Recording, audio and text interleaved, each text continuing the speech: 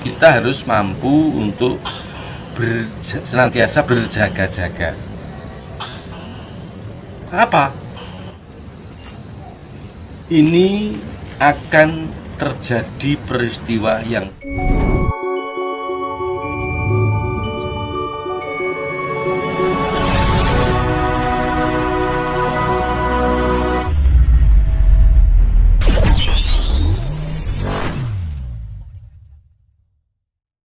Oke, terima kasih.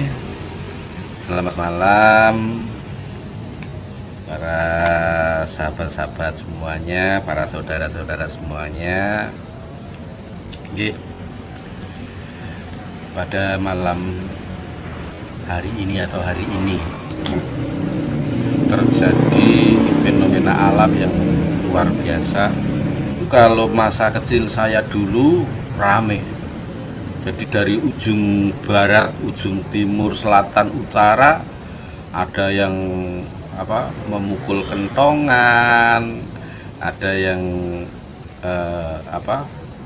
memainkan lesung, walaupun lesung itu biasanya untuk ini menutu atau memisahkan antara beras dan gabahnya.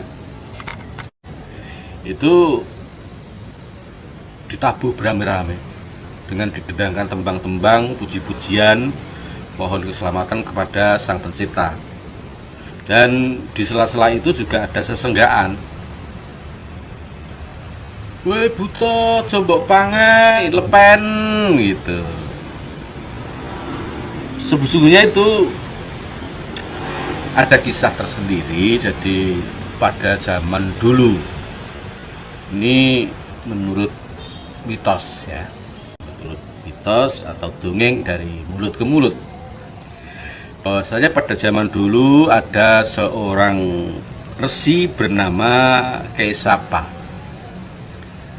Resi Kaisapa yang mempunyai istri seorang Dewi Sinhika. Resi Kaisapa dan Dewi Sinhika ini dikaruniai 4 orang putra. 4 orang putra diantaranya Sucandra, Candrahantri, Candra Pramardana, dan yang keempat atau si bungsu bernama Rahu. Rahu ini berbadan besar, raksasa, berbadan besar dan bermuka raksasa. Pada masa itu, di saat bulan purnama, para dewa berkumpul untuk membagikan air Tirta Amarta. Tirta Amarta adalah air suci yang diserahkan kepada para umat untuk berreinkarnasi. Jadi ketika orang yang sudah meninggal ini ternyata layak untuk dikembalikan ke dunia, diberi Tirta Amarta dan dipanjangkan umurnya. Namun peristiwa ini didengar oleh si Rahu, seorang raksasa putra dari Resi Kaisapa yang jahat tersebut, yang serakah tadi. Dia menjelma sebagai dewa, mencuri air atau Tirta Amarta tersebut dengan cara menjelma sebagai dewa. Dia meminum air itu. Tapi para dewa pun terkejut. Karena apa? Kalau para dewa ini baunya harum, wangi, apalagi para sukma-sukma itu baunya juga wangi. Sedangkan Rahu Ini karena raksasa, dia nggak pernah mandi, makannya juga sembarangan, maka baunya amis dan tidak enak. Hingga mata dari sang Betara Guru melihat bahwasanya ada salah satu dewa yang bukan dari golongan dewa. Maka diperintahlah Sang Hyang Wisnu Bathara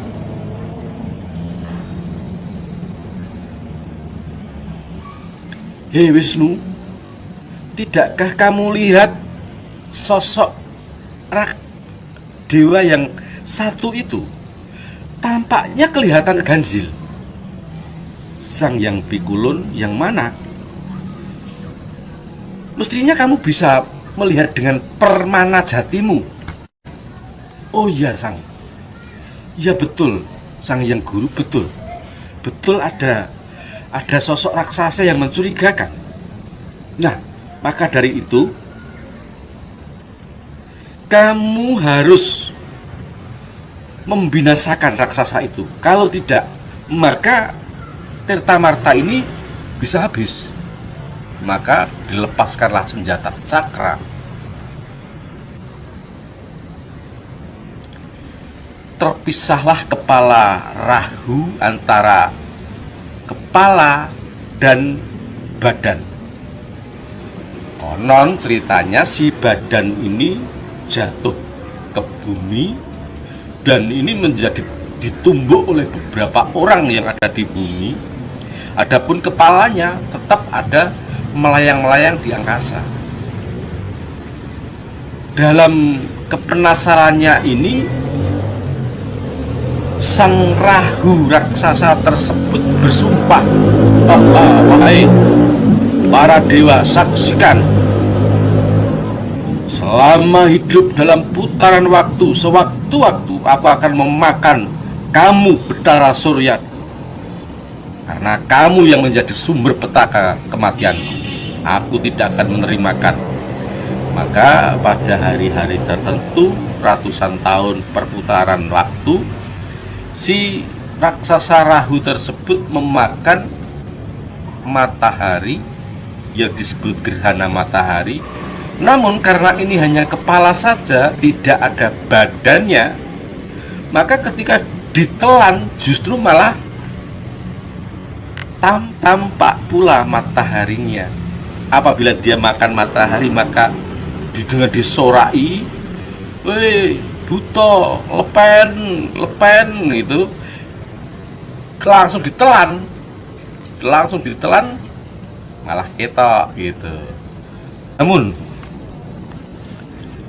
sesungguhnya itu adalah suatu pitutur atau petuah bahwasanya Allah menunjukkan kuasanya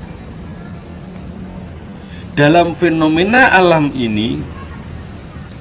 Itulah kuasa Allah untuk memutar waktu dengan berkala. Setiap sekian ratus tahun maka akan terjadi peristiwa semacam itu gerhana matahari. Tapi dibalik semua itu, orang Jawa terdahulu, para filsuf terdahulu, dengan indera keenamnya, dengan kesucian batinnya, karena peristiwa ini berkala setiap sekian tahun, setiap hari apa, bulan apa, akan ada peristiwa apa. Orang Jawa menyebut ilmu titen ono jaman nek dino iki sasi iki bakal ono kaya ngene. Apabila terjadi peristiwa yang sama pada waktu, bulan, hari, tanggal dan pasaran yang sama, maka akan terjadi pula peristiwa yang sama. Nah, itu yang dinamakan primbon, parimbu. Orang Jawa mengajarkan primbon, atau lebih gampangnya ramalan gitu ya. Namun ramalan itu bisa kita percaya, bisa tidak seiring dengan perkembangan zaman. Tapi setidaknya dengan ramalan itu kita harus mampu untuk senantiasa berjaga-jaga. Apa? Ini akan terjadi peristiwa yang luar biasa. Untuk alam akan terjadi angin yang besar, mungkin semacam puting beliung,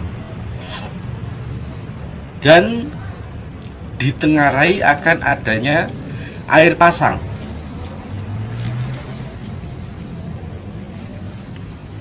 Kemudian ditambah lagi adanya wabah penyakit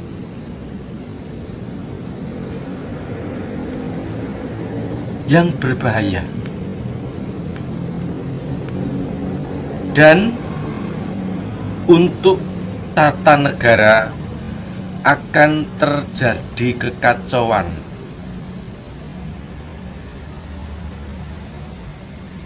Para pembesar-pembesar berebut kebenaran. Para pembesar-pembesar berebut kekuasaan tanpa memperhatikan keluh kesah rakyat. Dan semua ini juga ada tolak balaknya. Jika orang Jawa menyebutnya eling lan waspada, neng ning awas sarta eling, yang artinya neng kita harus bisa diam, menduduki posisi kita sebagai apa?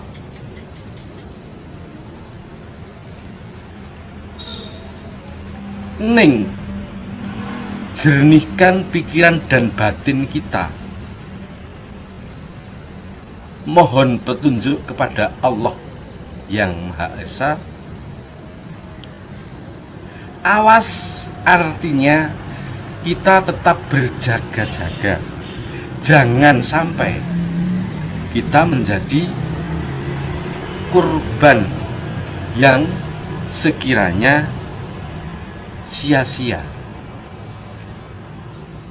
Eling, ingat bahwasanya kita hidup ini ada yang menghidupi. Di antara hidup itu ada daya hidup, maka seyogianya kita harus berpegang teguh pada prinsip kehidupan. Manembah manekung mujo marang Gusti Kang Maha Kawasa. Maka dalam posisi seperti ini, gerhana seperti ini, hendaklah kita senantiasa berdoa mohon keselamatan lahir dan batin. Demikian sepenggal keterangan saya. Tetap jaga kesehatan, waspada, jangan sampai terjadi apa-apa di antara kita.